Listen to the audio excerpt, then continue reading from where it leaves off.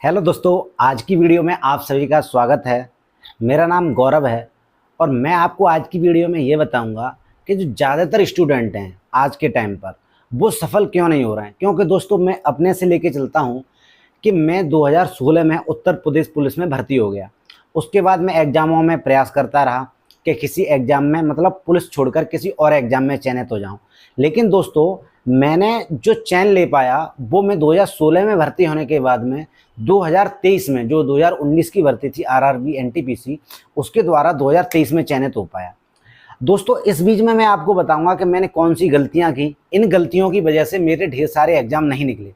फिर उसके बाद मैंने क्या सुधार किया, किस तरीके से अपने आप को बदला, किस तरीके से नोट्स बनाए, जिससे कि मैंने आरआरबी एनटीपीसी में चयन ले पाया। दोस्तों आज की जो वीडियो है उसका मुख्य पर्पस यही है कि ज़्यादातर स्टूडेंट क्या गलतियां करते हैं जिससे कि उनका सिलेक्शन नहीं होता। दोस्तों अक्सर क्या होता है कि जितने भी मिडिल क्लास फैमिली हैं या मिडिल क्लास के बच्चे होते हैं, मिडिल क्लास परिवार के जो बच्चे होते हैं, उनमें क्या होता है कि वो किसी ना किसी तरीके से रोजगार लेना चाहते हैं कि उन्हें कहीं ना कहीं रोजगार मिल जाए। उसके लिए वो क्या करते हैं, जो भी नोटिफिकेशन आता है वो उसमें फॉर्म भर देते हैं। उनका लक्ष्य निर्धारित नहीं होता है कि उन्हें क्या बनना है, क्या करना है, कौन सी परीक्षा में बैठना है, कौन सा पेपर देना है। यानी वो किसी एक एग्जाम को टारगेट नहीं करते, एक की जगह दो भी एग्जाम को टारगेट नहीं करते। वो क्या करते हैं कि जो भी एग्जाम आता है उसका फॉर्म भरते हैं, उसकी तैयारी करना स्टार्ट कर देते हैं। जैसे कि यदि पेट का नोटिफिकेशन आ गया और किसी ने बता दिया कि पेट से ये भर्तियां आने वाली हैं, ये भर्तियां आने वाली हैं, ये भर्तियां आने वाली हैं, तो वो क्या करेंगे, पेट की तैयारी शुरू कर देंगे। 2 महीने पेट की तैयारी चलेगी, तीसरे महीने क्या होगा, पुलिस का नोटिफिकेशन आ जाएगा। तो वो यूट्यूब है आज के ज़माने में, उस पर वीडियो देखते रहते हैं, तो वो क्या करेंगे, पुलिस की तैयारी शुरू कर देंगे। बहुत ही सस्ते कोर्स बिच रहे हैं यूट्यूब पे, टीचरों की बहुत ही अच्छी थंबनेल बनी होती हैं, तो वो क्या करते हैं, पुलिस की तैयारी करना शुरू कर देते हैं। फिर देखते हैं कि कुछ दिनों बाद एसआई की जगह आने वाली है लिपिक में, तो जो यूट्यूब पे क्या होते हैं, कुछ लोग उसका बखान कर देते हैं कि एसआई की कितनी अच्छी पोस्ट है, तो वो क्या करते हैं, उसकी तैयारी शुरू कर देते हैं। फिर कुछ समय बाद देखते हैं कि एएसआई की जगह बहुत अच्छी, यानी लिपिक की बहुत अच्छी जगह आने वाली है, फिर क्या करते हैं, वो उसकी तैयारी शुरू कर देते हैं 2 महीने में। और कहीं ना कहीं वो पेट कांस्टेबल वो सब भूल गए। उसके बाद क्या होता है कि उन्हें एसएससी सीजीएल में, एसएससी में, एसएससी जीडी में, और दोस्तों और भी कई ढेर सारी ऐसी पोस्टें हैं जिनका भौकाल दिखा के और उसकी तैयारी शुरू कर देते हैं। तो वो ना तो वहाँ के रहते हैं और ना यहाँ के रहते हैं। ठीक है, मिडिल क्लास बच्चों का ज़्यादातर यही सीन है।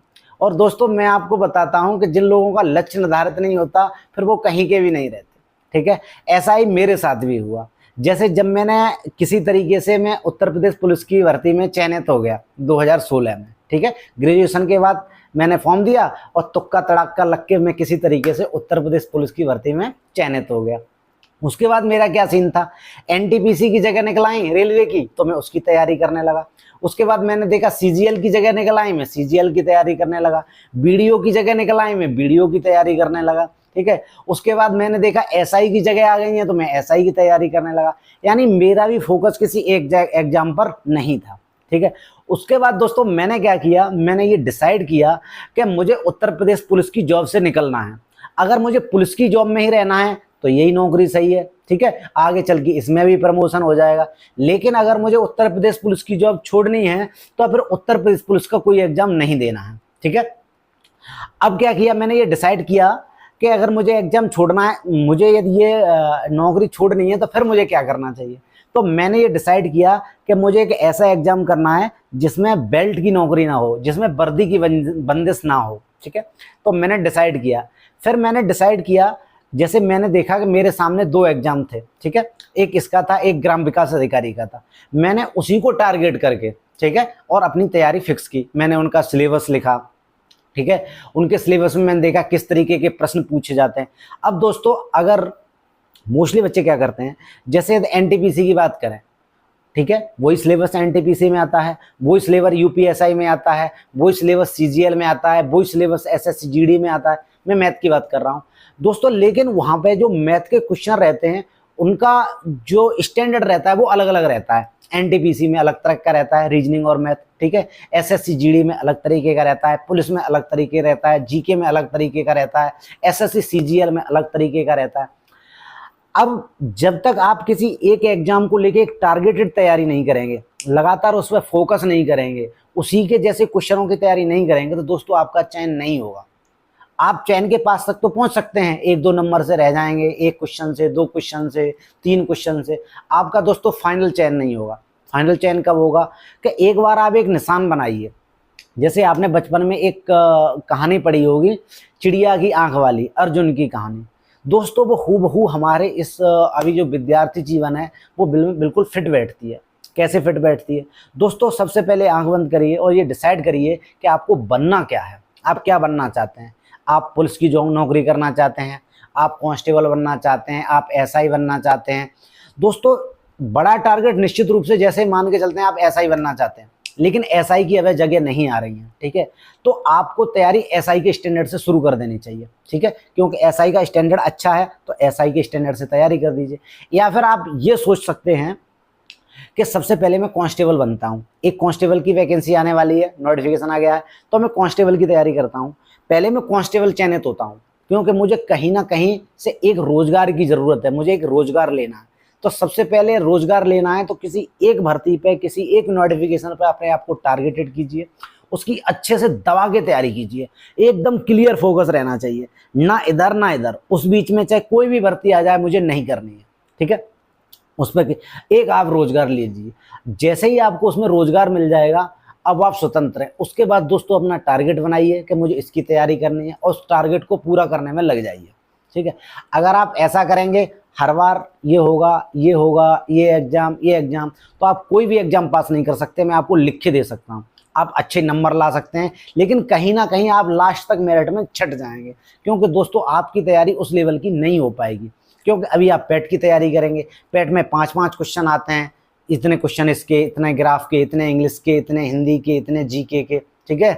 और यहाँ सीजीएल है, पुलिस है, वहाँ अलग तरीके के आते हैं, लेखपाल में अलग तरीके के प्रश्न पूछे जाते हैं, ग्राम विकास अधिकारी में अलग तरीके का सिलेबस है। दोस्तों सारी चीज पढ़ेंगे तो कैसे हो पाएगा, ठीक है। तो एक टारगेटेड करिए, अपने आप को टारगेट बनाइए अपने जीवन का कि मुझे सबसे पहले इस जॉब में लगना है और इसमें लगने के बाद में मुझे मेरा ये लक्ष्य है, फिर मैं इसकी तैयारी करूंगा। सारे लोगों की तैयारी मत करिए, ठीक है। अगर आपको लेखपाल बनना है तो लेखपाल की जगह आएंगे, ठीक है, तो अपने आप को लेखपाल की तैयारी के हिसाब से डालिए। अगर आपको वीडियो बनना है, अभी से आप वीडियो का सिलेबस निकालिए, उसके हिसाब से यूट्यूब पे तैयारी की जा रही होगी, एक एक टॉपिक करके अपनी तैयारी कीजिए, नोट्स बनाइए, उनका रिवीजन कीजिए, बार बार अभ्यास कीजिए और उसमें महारत हासिल करिए, ठीक है। जैसे ग्रामीण परिवेश है तो ज़्यादा से ज़्यादा ग्रामीण परिवेश, जब तक लेखपाल की भर्ती आएगी तब तक पढ़ेंगे तो आपका वो अच्छा हो जाएगा, ठीक है। और भी टॉपिक अच्छे हो जाएंगे जो उसके सिलेबस में होंगे, तो उस तरीके से आप पढ़ाई कर सकते हैं। अगर आप ये करेंगे कि लेखपाल की नहीं आ रही है, इसकी आ रही है, उसकी तैयारी, तो आपका ग्रामीण परिवेश भूल जाएंगे, आप और भी चीज़ भूल जाएंगे। तो जो भी आपकी परीक्षा है, जो भी आपने जैसे यूपीएसआई का निर्धारित कर रखा है कि मुझे एसआई बनना है, दोस्तों एसआई का सिलेबस डाउनलोड कीजिए, ठीक है, उसे पेन पेपर पे लेके लिखिए पेपर पे, और लिखने के बाद में क्या है उसकी एक एक टॉपिक की तैयारी कीजिए यूट्यूब से। जिस टीचर ने भी बेस्ट पढ़ाया है या किसी का आपने कोर्स ले लिया है, उस कोर्स को कंप्लीट पढ़िए, ठीक है, पूरा फिनिश करिए।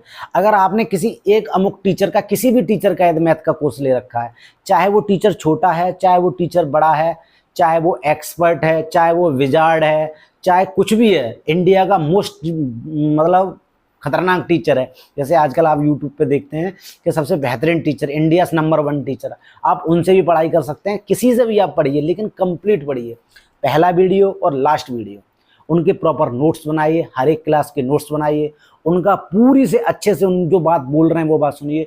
क्योंकि दोस्तों सारे टीचर अपने आप में बेस्ट है, कोई किसी तरीके को पहले पढ़ा देता है, कोई किसी तरीके को बाद में पढ़ाता है, ठीक है। जब तक आप उनका पूरा वीडियो नहीं देखेंगे, पूरे वीडियो नहीं देखेंगे, पहले पूरा कंप्लीट वीडियो अच्छे से समझ के, और कंप्लीट वीडियो जितने भी उन्होंने कोर्स कराया है उतना, जब तक आप कोर्स कर लेंगे अच्छे से उस कोर्स को करिए, उसको रिवीजन कीजिए, उसके बाद मॉक टेस्ट दीजिए, फिर देखिए।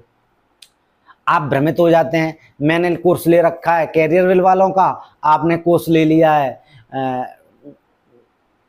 सिलेक्शन वे का, किसी ने कोर्स ले लिया है विद्याग्राम का, किसी ने कोर्स खरीद लिया है अभिनय मैथ्स का।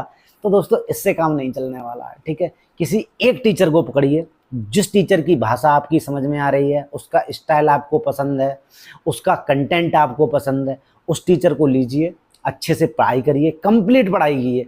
जब तक उसका बैच आप कंप्लीट ना कर लें, पूरा उसका बैच कंप्लीट ना हो जाए, तब तक अपने गुरुजी को बदलिए मत।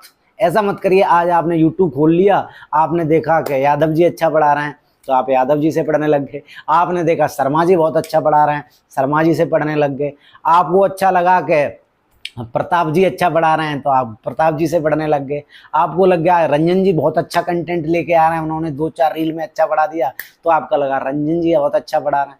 दोस्तों ऐसा मत करिए, ठीक है। किसी एक टीचर से पढ़िए, कंप्लीट पढ़िए, पूरा बैच पढ़िए तल्लीनता से, उनके सारे क्वेश्चनों का अभ्यास कीजिए, निश्चित रूप से दोस्तों आपका सिलेक्शन होगा। धन्यवाद। जय हिंद, जय भारत।